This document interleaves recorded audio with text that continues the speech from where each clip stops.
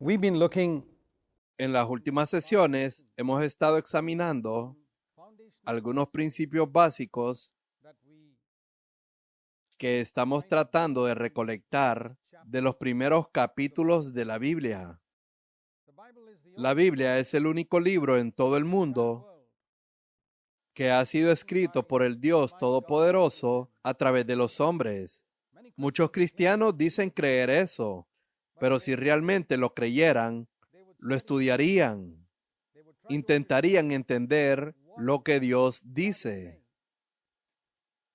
Es incoherente que un cristiano diga que solo hay un libro en todo el mundo inspirado por Dios y luego no pasar tiempo tratando de entenderlo o estudiarlo. Dios ha escrito las escrituras de una manera especial.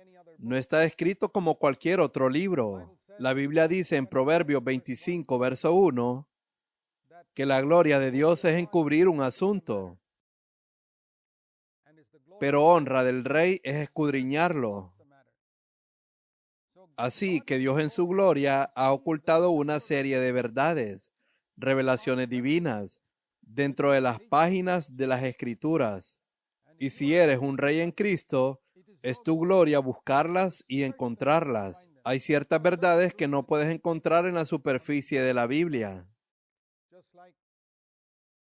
Al igual que hay ciertas cosas que puedes encontrar en la superficie de la tierra, pero las cosas más valiosas de la tierra no se encuentran en la superficie. Se encuentran en las profundidades de las minas, oro, diamantes, etc. Lo mismo ocurre en las escrituras. El hombre tuvo que excavar 10,000 metros en la tierra para sacar algunos de esos tesoros. Pero la gente está dispuesta a tomarse la molestia de hacerlo para sacar un diamante o oro de allí. ¿Por qué los cristianos no están más dispuestos a escarbar en la palabra de Dios para descubrir lo que Dios ha escondido aquí? Es porque hay una incoherencia en su vida. Dicen creer que es la palabra de Dios, pero no la tratan como tal. No es suficiente estudiar este libro como estudiamos algún libro de historia o química. Para entender este libro, lo que necesitamos no es una mente inteligente, sino un corazón puro. Por eso dijo Jesús en Mateo capítulo 11, verso 25, Te alabo, Padre, porque ocultaste estas cosas a sabios e inteligentes y se las has revelado a los niños. ¿Hay algún libro en el mundo que solo los niños puedan entender? ¿Que los inteligentes no puedan comprender? Solo hay uno, y es la Biblia. ¿Qué tienen los niños que no tengan las personas inteligentes? Un corazón puro. Las personas listas e inteligentes tienen un alto coeficiente intelectual, pero su corazón no puede ser puro. Y así, en esas palabras de Jesús, descubrimos que las revelaciones de Dios se dan a aquellos cuyos corazones son puros. Es la condición de tu corazón la que es más importante que la condición de tu cabeza cuando vienes a las escrituras. Así que hemos estado tratando de mirar en las profundidades de alguno de estos pasajes de las escrituras para tratar de averiguarlo. En primer lugar, vimos cuál era el propósito de Dios para el hombre, también la provisión que hace para todas sus necesidades, también las tácticas de Satanás para tratar de hacer tropezar al hombre, y la caída del hombre, que vimos cuando comenzó a acusar a su esposa, su comunión con Dios se rompió. Queremos mirar un poco más en Génesis capítulo 3 y capítulo 4 y ver algo significativo. Aquí en Génesis 3 leemos que Dios cuando vino y se encontró con Adán y le preguntó acerca de su pecado, y Adán no confesó su pecado, excepto que indirectamente culpó a su esposa, y la esposa culpó a la serpiente. Encontramos la palabra maldito 2 veces. El castigo de Dios fue una maldición, pero la maldición no recayó sobre Adán y Eva. Es muy importante que notemos cuando Adán y Eva pecaron. Dios no los maldijo. Él le dijo a la serpiente, y esa es la serpiente que estaba poseída por el diablo. Él estaba maldiciendo al diablo allí. Y la serpiente en la que vino el diablo, en Génesis capítulo 3, verso 14, dice, maldita serás más que todos los animales y más que todas las bestias del campo. Y la segunda maldición fue sobre la tierra en el versículo 17. Ahora, es muy interesante. El Señor le dijo a Adán, ¿has escuchado la voz de tu esposa? Dios lo había hecho cabeza de su esposa. Y en vez de ser cabeza de su mujer y animar a su esposa a obedecer a Dios, permitió que su esposa que estaba a su lado escuchara al diablo y le obedeciera. El marido tiene la responsabilidad como cabeza del hogar y como representante designado por Dios en el hogar para asegurarse de que el diablo no se apodere de esa casa. No debes permitir que tus hijos o tu mujer dejen que el diablo se apodere de la casa. Si eres la cabeza de tu casa, Dios espera que cumplas con tu responsabilidad divina y te asegures de que como representante de Dios en tu casa, el diablo no tenga cabida en ella. Así que le dijo a Adán, porque has escuchado a la voz de tu mujer y también comiste del árbol que yo te mandé no comer. Ahora, hablando estrictamente, pensaríamos que Dios lo castigaría y diría, por lo tanto, estás maldito, pero no lo dijo. No maldice a la mujer, no maldice al hombre. Él dijo, maldita sea la tierra. Así que vemos que la serpiente, que es el diablo, fue maldecido y la tierra fue maldecida. Pero el hombre no fue maldecido.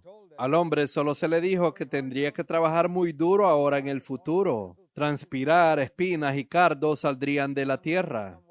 Los animales se volverían salvajes. No le sería fácil obtener su pan de la tierra. Su mujer tendría un parto doloroso. En el verso 16 leemos eso. Y así observamos que Dios no maldijo a Adán, sino que vemos algo más. Leemos aquí que Dios le dio la promesa de que proveería una solución para el fracaso de Adán. Esto es algo maravilloso que vemos acerca de Dios y es muy importante para nosotros saber algo sobre el carácter de Dios aquí. El diablo viene a condenarnos, a desanimarnos, a hacernos sentir inútiles, podridos, buenos para nada, pero Dios nunca nos habla así. Si oyes una voz en tu corazón que te dice que eres un inútil, no sirves para nada, nunca podrás triunfar en la vida y eres un caso perdido, no tienes remedio, puedes estar 100% seguro de que esa no es la voz de Dios, esa es la voz del diablo. El diablo siempre está interesado en desanimarte, regañarte y culparte, y muy a menudo obligarte a actuar. Dios no es así. Puedes distinguir la voz de Dios. Dios habla, no condena. Él convence. Hay una diferencia entre convencer y condenar. Dios no vino a Adán y le dijo, eres un inútil, no sirves para nada. No. Le dijo específicamente cuál era su pecado. Tú escuchaste la voz de tu esposa. Tú comiste del árbol que te ordené no comer. Eso no es todo. Estoy proporcionando una solución para este problema. Es como si tu hijo pequeño estuviera haciendo aritmética y no supiera cómo resolver un problema concreto. ¿Qué haces si eres un buen padre? Si eres un mal padre, te volverás hacia tu hijo y le dirás, no sirves para nada, que es un inútil, nada bueno saldrá de ti, etcétera, etcétera, y le insultarás. Pero si eres un buen padre, no te limitarás a ignorar su error o decir, bueno, está bien, no importa. No, tú le dirás, has cometido un error y te enseñaré exactamente dónde está el error. Aquí es donde te equivocaste y así es como debes hacerlo. Así es como se corrige el problema. Así se distingue un buen padre y un mal padre. Y así es como distingues entre la voz de Dios y la voz del diablo. La voz del diablo es siempre condenatoria, acusatoria, culpándonos y diciéndonos que nada bueno saldrá de nosotros. Y así, cuando Dios vino a Adán, le dijo específicamente lo que había hecho mal. Y luego también le dijo a la mujer que la semilla vendría. Y le dijo a la serpiente que un día su cabeza sería aplastada por una semilla que saldría de la mujer. Y eso se refiere a Cristo en el verso 15.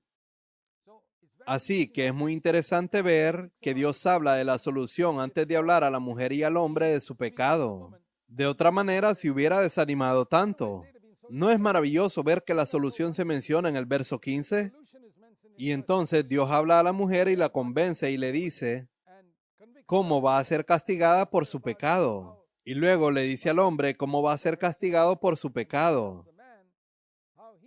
Es muy interesante ver el camino de Dios. Él no nos regaña, no nos desanima. Este es un gran ejemplo para nosotros los padres. Es como si Dios viniera y dijera, Adán y Eva, os he dado una solución para este problema. Mi hijo va a venir y aplastar la cabeza de este diablo. Pero tengo que tratar con vosotros dos. Y esto es lo que hiciste mal. Y por eso vais a ser castigados así. Esto es lo que hiciste mal, Adán. Y así es como vas a ser castigado. Pero ninguno de ellos, como dije, fue maldecido. Pero cuando llegamos al siguiente capítulo, encontramos a Caín, el primer hijo nacido de Adán y Eva. Él es maldecido. Leemos en Génesis en capítulo 4, el Señor habla a Caín y le dice en el verso 11, ahora estás maldito. ¿Ves la diferencia? ¿Por qué no dijo esas palabras a Adán y Eva? ¿Por qué se las dijo a Caín? ¿Cuál fue el pecado de Caín que lo hizo peor que el pecado que cometieron Adán y Eva?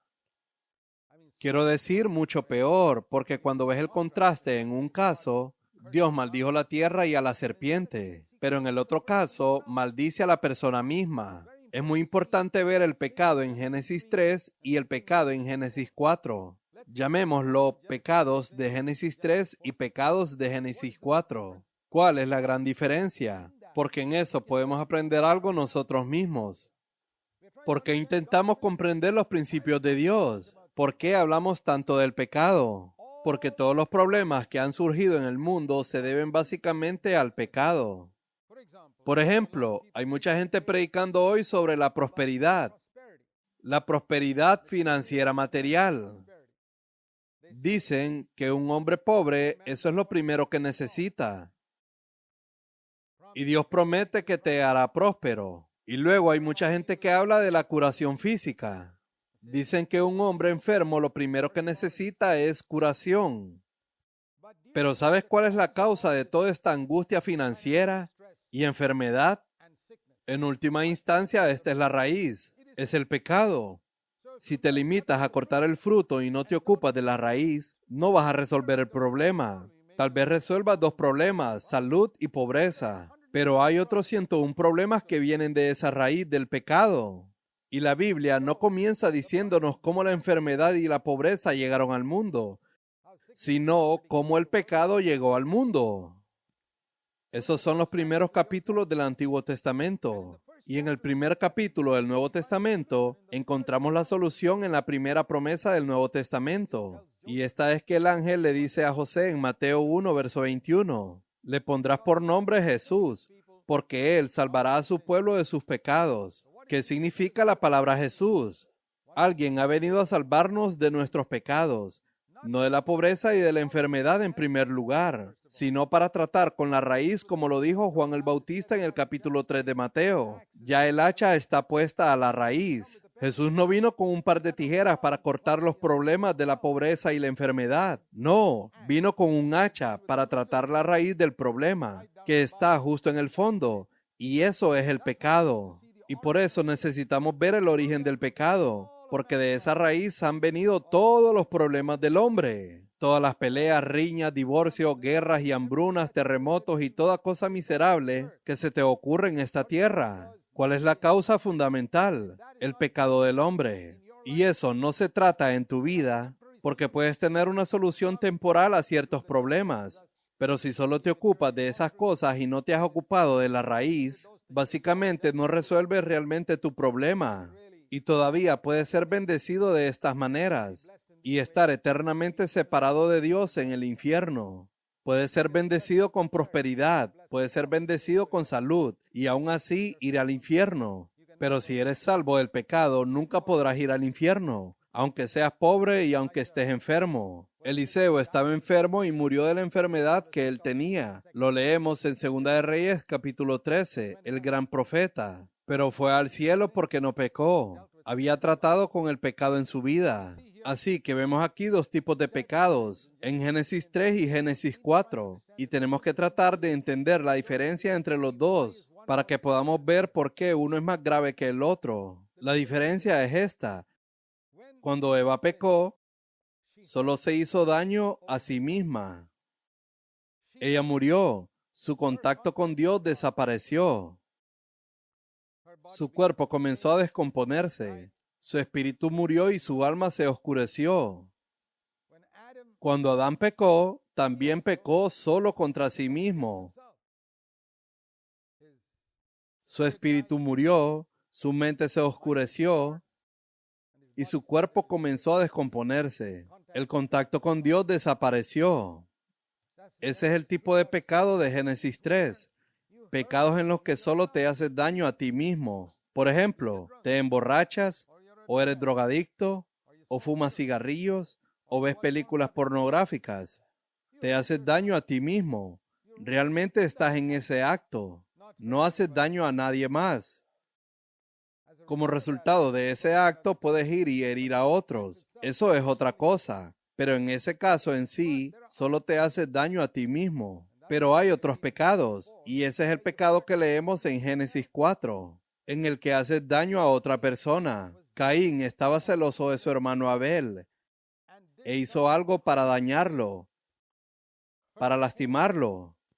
Estos son dos tipos de pecados. Lo explicaré de nuevo. Génesis 3 es solo el pecado que te hace daño a ti mismo. Génesis 4 cuando haces daño a otras personas. Aquí dice que Caín se enfadó con Abel. Dios trató de advertirle diciéndole, escucha, ten cuidado porque el pecado está agazapado a tu puerta, la puerta de tu corazón, pero debes dominarla. Sabes que allá en el principio, tan pronto como el hombre pecó en Génesis 3, lo que Dios le dio a entender en Génesis capítulo 4 es, debes vencer el pecado. En Romanos 6, verso 14 dice, el pecado no tendrá dominio sobre vosotros porque no estáis bajo la ley, sino bajo la gracia. Pero ese era el deseo de Dios escrito en Génesis 4, verso 7. ¿Sabes cuál es el deseo de Dios para ti, amigo mío? Que domines el pecado, que lo venzas. Ese no es un mensaje del Nuevo Testamento, está en Génesis 4, verso 7. Debes dominarlo. El pecado está agazapado a tu puerta, esperando poseerte como un tigre sentado frente a tu puerta. Su deseo es poseerte, pero debes dominarlo. Por supuesto, en la antigua alianza no podías dominarlo porque el Espíritu Santo no había venido a morar dentro del hombre. Es imposible dominar el pecado hasta que el Espíritu Santo venga a morar dentro del hombre. Y eso ocurrió en el día de Pentecostés. Fue entonces cuando vino la gracia a través de Jesucristo. Es la que nos capacita para vencer. Pero el deseo de vencer está escrito por Dios en Génesis 4, verso 7. Pero Caín no escuchó, no respondió y se enfadó. La ira se veía en su rostro. Sabes, el corazón del hombre es muy a menudo visible en su cara. En la primera pregunta, el Señor le preguntó a Caín, ¿por qué estás enojado, Caín? Verso 6, ¿por qué ha caído tu rostro? Si tu corazón es claro, tu rostro será brillante. Pero si algo va mal, tienes una actitud equivocada contra tu hermano. Y el Señor sacó eso y dijo, ten cuidado porque si no miras esto, vas a ir de mal en peor. Ya es malo, Caín, en la actitud de tu corazón hacia Abel. Veo algo. Eso va a empeorar si no te ocupas de él, porque el pecado quiere dominarte. Caín no escuchó, fue y mató a Abel. Y el Señor le preguntó de nuevo, ¿dónde está tu hermano? Él respondió, no lo sé, no soy guarda de mi hermano. Y le dice una mentira a Dios. Y Dios le dice, la voz de la sangre de tu hermano está clamando a mí desde la tierra. Cuando hieres a alguien, esa herida está clamando a Dios. Ahora sabemos que la sangre no puede hablar. Si tu sangre se derrama por el suelo, la sangre no puede hablar en un lenguaje que el hombre pueda oír. Pero esa lengua puede hablar en un lenguaje que Dios puede escuchar. Eso es lo que leemos aquí en Génesis capítulo 4. Cuando leemos en el verso 10, el Señor le dice a Caín, la voz de la sangre de tu hermano clama a mí desde la tierra. Cuando Caín aplastó la cabeza de Abel y toda su sangre se derramó por el suelo, esa sangre clamaba a Dios diciendo, Dios, véngate de mí. Soy un hombre inocente, soy un hombre justo, y este hombre ha venido y me ha hecho daño. Nunca le hice nada. Ha venido y me ha hecho daño. ¿Sabes que cuando haces daño a alguien derrama su sangre, sí o no? Siempre que hieres a alguien y has herido a alguien de alguna manera, esa herida clama a Dios. Y el otro hombre puede ser muy misericordioso y decir, está bien, hermano, no voy a tener nada contra ti, te perdono, pero solo puede perdonarte en la superficie. No puede perdonar la dimensión vertical de tu pecado. Cuando haces daño a alguien, tu pecado tiene dos dimensiones. Una es vertical, en la que has pecado contra Dios Todopoderoso. Todo pecado es contra Dios. Cuando Adán pecó, ese pecado solo tenía una dimensión vertical. Pecó contra Dios. Eva pecó contra Dios, pero cuando Caín pecó, hubo una dirección vertical y una horizontal. Así que un hombre a quien has herido puede perdonar tu falta, pero solo esa dimensión horizontal. La dimensión vertical tiene que responder por el arrepentimiento personal. Cuando Jesús murió en la cruz, perdonó esa dimensión horizontal. A los que le crucificaban diciendo, Padre, perdónalos. Ellos no saben lo que hacen, pero aún así tenía que responder ante Dios por esa dimensión vertical. Y un día serán levantados en el tribunal de Dios por lo que le hicieron a Cristo, porque no se arrepintieron. Así que vemos aquí, el Señor le dijo a Caín, estás maldito. Es mucho más grave cometer un pecado en el que hieres a otra persona de alguna manera. Ahora, déjame hacerte una pregunta. Si conoces a un hermano cristiano que se emborracha o es drogadicto, ¿te sorprendería más un hermano así o uno que difama a otra persona o cuenta una mala historia sobre otra persona? Generalmente he encontrado entre hermanos cristianos que estarían más horrorizados si oyeran que un hermano es drogadicto que otro hermano que habla mal de otro a sus espaldas, porque la mayoría de los creyentes hacen eso en cualquier caso. Pero, ¿cuál es el pecado de Génesis 3 y cuál es el pecado de Génesis 4?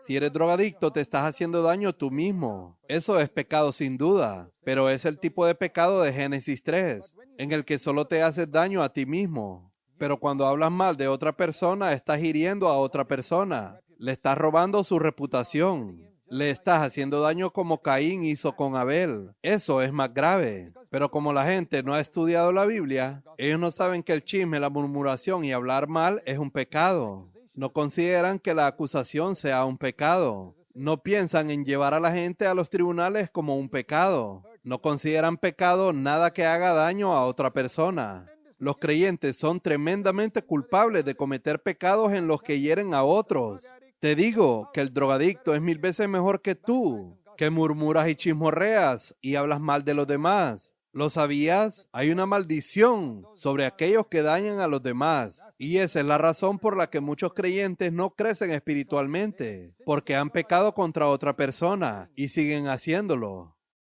Piensan que el asesinato y el adulterio son pecados contra los demás. Esos son graves porque son externos, pero muchos cristianos no piensan que hablar mal y herir a otras personas es algo muy serio. Así que intentemos comprender la gravedad de los pecados por los que herimos a otras personas. ¿Y cuál es el resultado? Él fue maldecido y se convirtió en un vagabundo. Aquí dice, el Señor le dijo, vas a ser un errante. En el verso 12. Vas a ser una persona solitaria. Aquellos que viven en pecado, hay una soledad espiritual en sus vidas. Se sienten solos porque Dios no está con ellos. La gente piadosa no está con ellos. Pueden tener amigos del mismo tipo. Hay bandas de asesinos que son amigos entre sí. Pero habrá una soledad en el sentido de que Dios no está con ellos y la gente piadosa no está con ellos. Y así vemos aquí que el resultado no es solo eso, sino que vemos que los hijos de Caín se desviaron de Dios. Así como Caín se convirtió en un asesino, uno de sus descendientes se convirtió en un asesino y se alejaron de Dios. Así que hay tremendas consecuencias cuando esta maldición de Dios cae sobre una persona. Así que tengamos esto en cuenta. Los pecados en los que nos dañamos a nosotros mismos son graves, pero no tanto como los pecados en los que dañamos a otras personas. Jesús vino a librarnos de ambos. Busquemos ser libres de ambos. Que Dios te bendiga.